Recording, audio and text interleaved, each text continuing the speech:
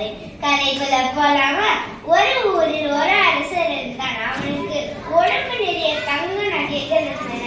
எப்போதும் கண்ணாடி பார்த்து ஆஹா நல்ல அழகா இருக்கேன், என போல யாருமே அழகாக இருக்க மாட்டான் என்று கூறினான். ஆனால் நாட்டை ஒழுங்க ஆள மாட்டான், புத்தகம் படித்து அறிவும் வளர்க்க மாட்டான். ஒரு நாள் இரவு தோட்டத்தில் நடந்து சென்றான். மேல் நிலாவை பார்த்தான். அவன் நடந்தால் நிலாவும் நடந்தது, அவன் நின்றால் நிலாவும் நின்றது.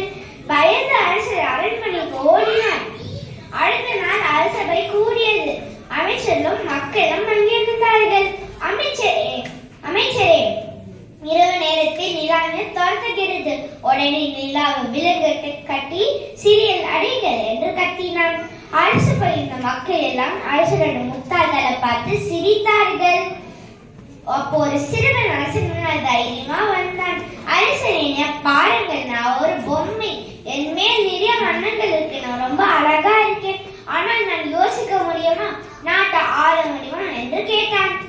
அரசன் குழப்பத்தோட முடியாது, ஏன் கேட்கிறாய் என்றான். சிறுவன் சிரித்து கொண்டு, அரசனே, பொம்மைக்கு உயிரும் இல்லை அறிவும் இல்லை, அதே போலதான் நீங்களும் நிறைய நகைகள்லாம் போட்டு ரொம்ப அழகாக இருக்கீங்க, ஆனா புத்தகம் படித்து அறிவு பார்க்காவிட்டால் நீங்களும் பொம்மை தான் என்றான்.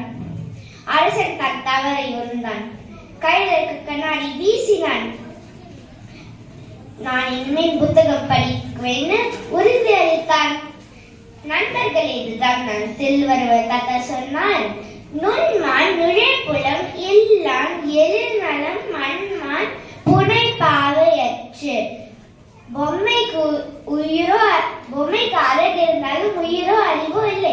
அதே போலதான் கல்வி அறிவு இல்லாதவனின் அழகு பயனற்றது. தமிழில் நேசிப்போம், தமிழில் பேசுவோம். நன்றி.